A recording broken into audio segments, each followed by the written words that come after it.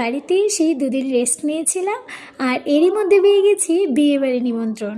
একদম আমাদের সামনের বাড়িতেই একজন দাদার বিয়ে। আমাদের বাড়ির পাশে যে খালি জায়গাটা আছে ওখানেই প্যান্ডেল করা হয়েছে। আর সকালবেলাতে মা রেডি হয়ে চলে গেছে ওদের বাড়ি, সবাই মিলে যাচ্ছে জল ভরতে।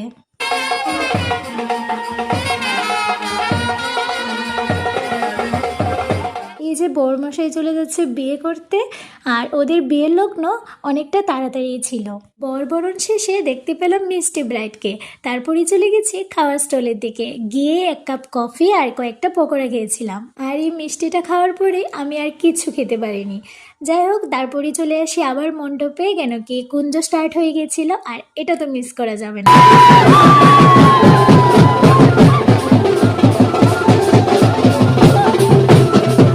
মালা বদল শেষে ওদের আবার কিছু ফটোশুটও করা হয়, তারপর দেখতে পাই বরের ডান্স।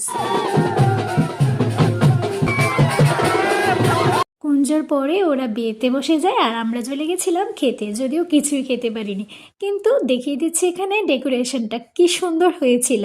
যাই হোক, আজকের জন্য আসছি, বাই।